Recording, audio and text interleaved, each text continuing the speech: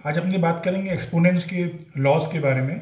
इसमें करीब 9 ऐसे लॉज हैं फॉर क्लास 9 के लिए। अगर आपको ठीक से समझ में आ गया तो एक्सपोनेंट्स के कोई भी सम्स हो आप उसको आराम से सॉल्व कर सकते हो। तो ध्यान से इसको देखिएगा। सबसे पहला लॉ जो है वो है if a to the power m into a to the power n अगर है, इसमें मतलब बेस अगर आपका सेम है तो जो पावर्स हैं वो ऐड हो जाते हैं, a m प्लस n हो जाएगा। इसका अगर अपने एग्जांपल में आपको दूं, समझो ये है आपके 2 to the power 2 into 2 to the power 3, base same है तो ये हो जाएगा 2 to the power 2 plus 3 which is equal to 2 to the power 5। ये हो गया मल्टीप्लीकेशन का। सेकेंड लॉ जो है इसका है, जैसे मल्टीप्लीकेशन का है वैसे डिवीजन का है। अब suppose a to the power m divided by a to the power n है, तो ये इस केस में जो है ये पावर्स जो है वो माइनस हो जाएंगे। इसमें बेस जो है वो सेम रहना पड़ेगा। सेम इसमें देखेंगे, समझ लीजिए 2 to the power 2 divided by 2 to the power अगर 3 है तो ये हो जाएगा 2 to the power 2 minus 3 which is equal to 2 to the power minus 1। ये हो गया।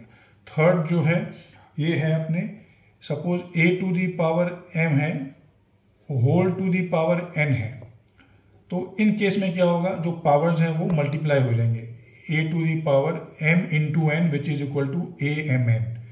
इसको अगर अपने समझ लीजिए 2 to the power 2 whole to the power 3 है, तो ये हो जाएगा 2 to the power 2 into 3 which is equal to 6। इसका फिर जो भी आंसर आएगा। तो ये हो गया अपने थर्ड लॉ। फोर्थ लॉ जो है वो समझ लीजिए इसकी जगह अगर 2 नंबर दिया हुआ है a b और ये whole to the power m है, तो ये अगर अपने को इसको कभी ब्रेक करना रहा तो ये a to the power m into a to the power b to the power m हो जाएगा। समझ रहे मेरी बात?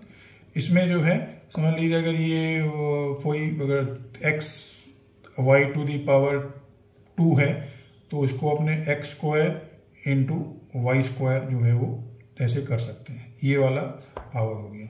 नंबर 5 जो है इसमें ये जैसे मल्टीप्लिकेशन है वैसे a डिवाइडेड बाई b है, whole to the power m है, तो इसको भी अपने जो है इंडिविजुअली कर सकते हैं। a to the power m divided by b to the power m। इसमें इस केस में क्या होगा, समझ लीजिए x अपॉन वाई जो है ये होल स्क्वायर है, तो इसको अपने ब्रेक कर सकते हैं x square divided by Y square.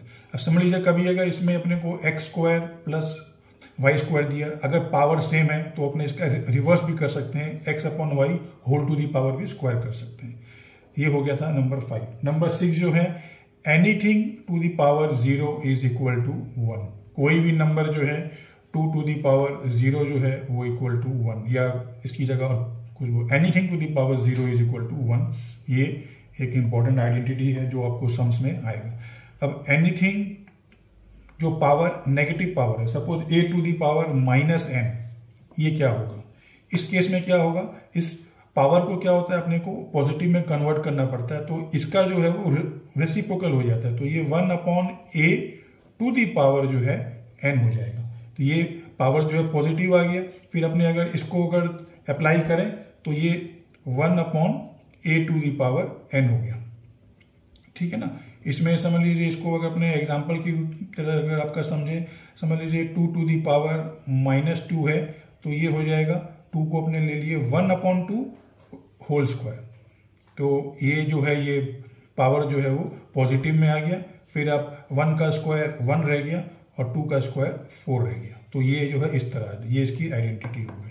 Number 8 जो लॉ है, suppose m square root a, ये जो है a 1 अपॉन m हो जाएगा।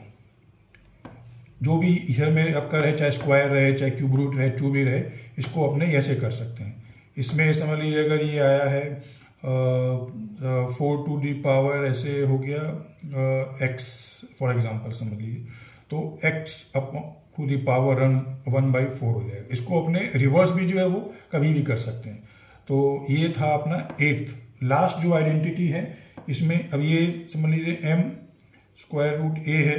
अब ये होल टू दी पावर अगर n आता है तो यहाँ पे a यहाँ आपने किए थे 1/n m किए थे, तो ये n/m हो जाएगा, है ना। इसको अगर अपने ऐसे समझ लीजिए 4 टू दी पावर x है और होल टू दी पावर 2 है, तो ये हो जाएगा x 2, ये 4 जो है यहाँ आ गया, इसको आप चाहे तो कट भी कर सकते हो, तो अल्टीमेटली ये x to the power half हो गया।